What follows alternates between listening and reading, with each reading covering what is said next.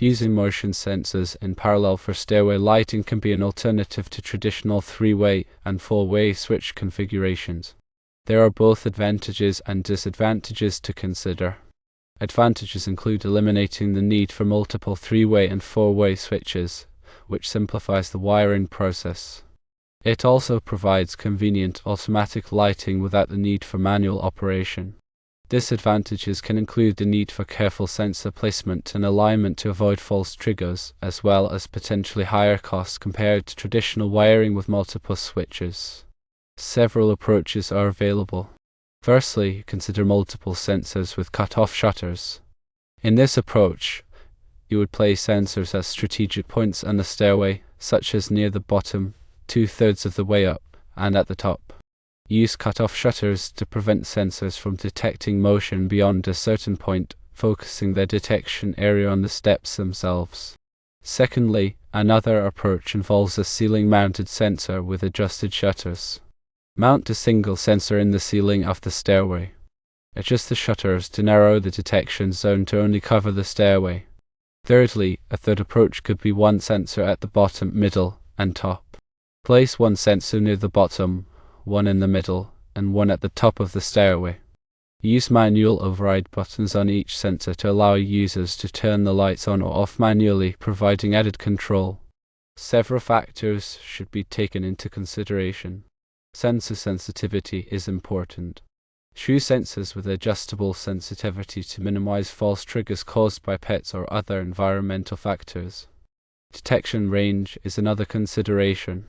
Ensure that the sensors have a wide enough detection range to cover the entire stairway, so that movement anywhere on the steps triggers the lights. Manual override is another. Consider providing manual override buttons on at least one sensor to allow users to override the automatic lighting when needed. Switch placement is also important. Mount switches at locations that minimize accidental activation, such as away from high traffic areas or where they could be bumped. Costs should be factored in. Account for the cost of multiple sensors and any additional wiring or materials required for the installation. The best approach will depend on the specific layout of the stairway and personal preferences.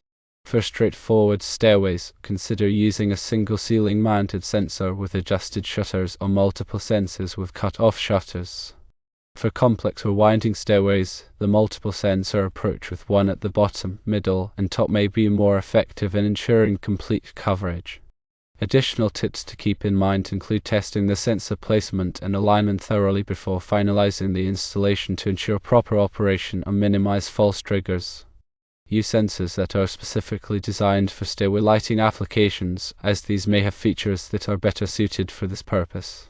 Consult with an electrician if you are unsure about the wiring or installation process to ensure that the installation meets safety standards and local codes.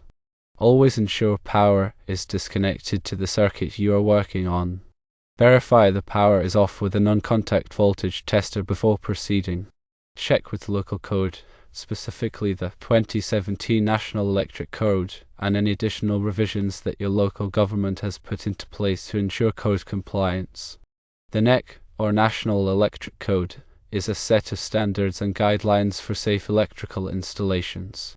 While I cannot provide specific interpretations or applications of the NEC, I can offer general information about how to find relevant information within the code for electrical work. The NEC is organized into chapters, articles, and sections. Each section covers specific aspects of electrical installations. To find information on a particular topic, start by identifying the relevant chapter or article. For example, Chapter 3 covers wiring methods and materials, while Article 404 covers switches.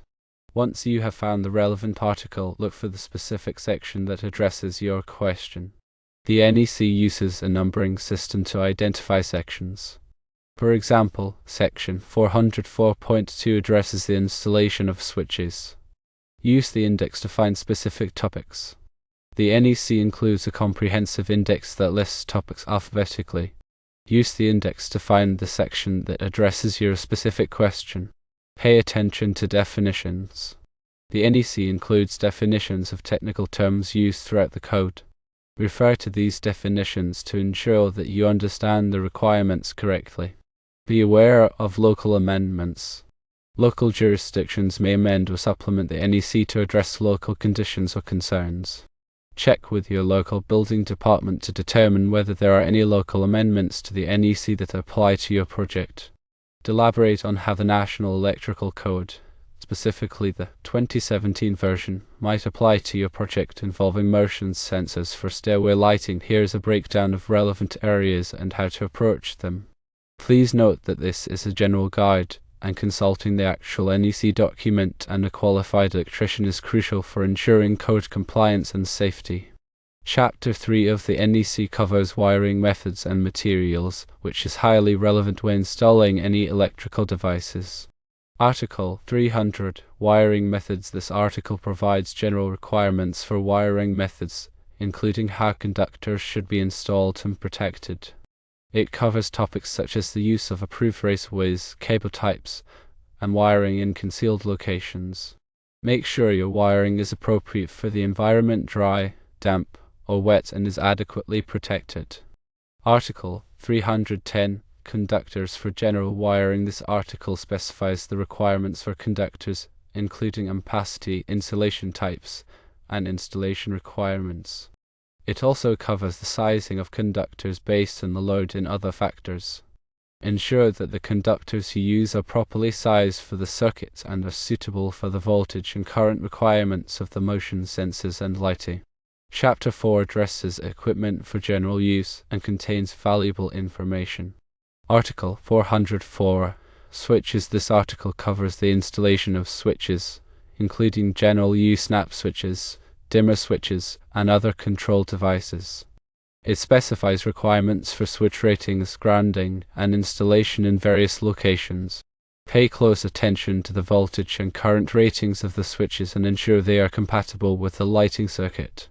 Section 404.2 Snap switches. This section provides specific requirements for the installation of snap switches, including mounting height, faceplate requirements, and accessibility. Ensure that the switches are installed at the correct height and are accessible for users. Section 404.14 Rating and use of snap switches. This section outlines the rating and use of snap switches, specifying the types of loads they can control and the conditions under which they can be used. Verify that the switches are rated for the type of load they will be controlling, e.g. incandescent LED. Article 410 Luminaires, lamp holders, and lamps. This article covers the installation of lighting fixtures, lamp holders, and lamps. It includes requirements for fixture support, wiring, and grounding. Ensure that the lighting fixtures are properly supported and wired according to the manufacturer's instructions and NEC requirements. Chapter 7 covers special conditions and situations. Article 725, Class 1, Class 2, and Class 3 remote control, signaling, and power limited circuits. Some motion sensors may operate using low voltage circuits. This article covers the requirements for installing these types of circuits, including wiring methods, overcurrent protection, and separation from power circuits. If your motion sensors use low voltage wiring, ensure that it complies with the requirements of Article 725.